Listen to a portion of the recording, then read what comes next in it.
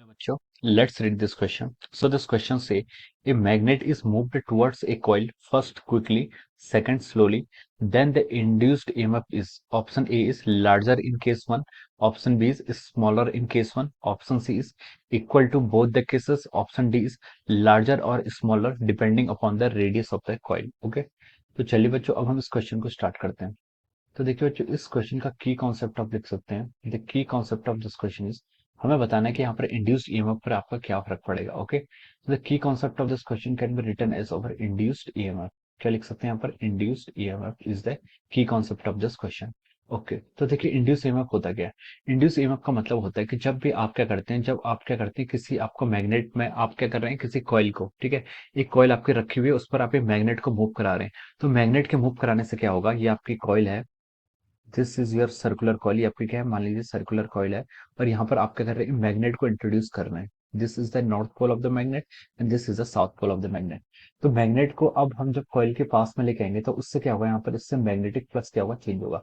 Magnet के कारण क्या होगा, मैग्नेटिक फील्ड आएगा, और इस कॉइल से पास होगा तो इसके कारण जो फ्लक्स जनरेट होगा इसके एरिया से, वो हम लिख सकते हैं phi is equal to over B vector dot A vector. तो जब हम क्या करेंगे, मैग्नेट को इसके पास में लेके आएंगे तो इससे मैग्नेटिक फ्लक्स जनरेट होगा, और due to this magnetic flux हम लिख सकते हैं कि जो आपका इंड्यूस ईएमएफ होगा it is equal to minus of over D five by D T, या फिर हम इसको लिख सकते हैं minus D by D T of B A cos theta. B A cos theta, where theta is the angle between the area vector and the magnetic field. तो हम यहाँ पर देख रहे हैं कि आपका ईएमएफ क्या हो रहा है, इंड्यूस हो रहा है because of the movement of the magnet towards the coil. अब इस कॉइल को हम इस मैग्नेट को हम कॉइल के पास लेके आए ना, इसके कारण आपका ईएमएफ क्या हो रहा है, इंड्यूस हो रहा है। तो देखिए इसमें दो केसेस बोले उसने। पहले केसेस बोला उसने कि आपको जब हम क्या कर रहे हैं, मैग्नेट को मूव करा रहे हैं क्विकली, और दूसरे में बोला है कि स्लोली। जब हम मैग्नेट को क्विकली पास कराएंगे, जब हम मैग्नेट को क्विकली पास कराएंगे तो उसमें क्या होगा, उस केस में आपका जो ईएमएफ इंड्यूस होगा, जो आपका क्या ईएमएफ इंड्यूस है, जब आपकी क्या होगी, वेलोसिटी आपकी जब लार्ज होगी, तो ईएमएफ इंड्यूस का मैग्नीट्यूड भी क्या होगा, आपका लार्ज होना चाहिए। क्योंकि जब हम क्या करेंगे, मैग्नेट को उसका पास कराएंगे, वेलोसिटी लार्ज होगी तो लार्ज अमाउंट ऑफ फ्लक्स उससे पास होगा। Large amount of flux pass होगा तो उसके कारण क्या होगा, आपका जो large amount of flux pass होगा उसके कारण जो आपका ईएमएफ इंड्यूस वो भी क्या होगा, आपका लार्ज होगा। और दूसरा केस जब आपकी वेलोसिटी क्या है, थोड़ी स्लो है, व्हेन योर वेलोसिटी स्लो, जब आपकी वेलोसिटी स्लो होगी तो वेलोसिटी स्लो होने के कारण क्या होगा, उसके कारण जो फ्लक्स होगा, जो फ्लक्स होगा, फ्लक्स चेंज वो क्या होगा, आपका स्मॉल होगा।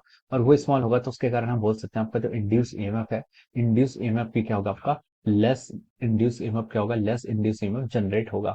तो हम यहाँ से पूछा गया था कि मैग्नेट को मूव कर रहे हैं टुवर्ड्स ए कॉइल क्विकली और slowly, then the induced EMF, induced EMF पर क्या फर्क पड़ेगा। अब हम ऑप्शन ए पर मूव करते हैं। ऑप्शन ए में बोला है larger in case, larger induced EMF तब होगा जब हम मैग्नेट को क्विकली मूव करा रहे हैं, तो ये ऑप्शन क्या हो जाएगा, आपका राइट हो जाएगा।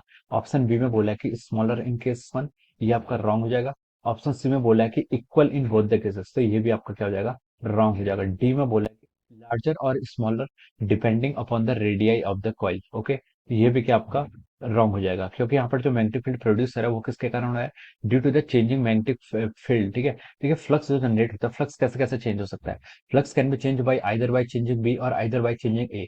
तो यहाँ पर हमने क्या किया, एरिया तो कांस्टेंट है, यहाँ पर मैग्नेटिक फील्ड चेंज हो रहा है, मैग्नेट को दूर या पास लेके आना, उसके कारण मैग्नेटिक फील्ड चेंज हो रहा है। इसके कारण आपका ऑप्शन डी क्या हो जाएगा, यहाँ पर करेक्ट रॉन्ग हो जाएगा। So we can write down that, हम यहाँ से बोल सकते हैं कि आपका यहाँ पर जो करेक्ट ऑप्शन होगा, option A will be the right answer of this question.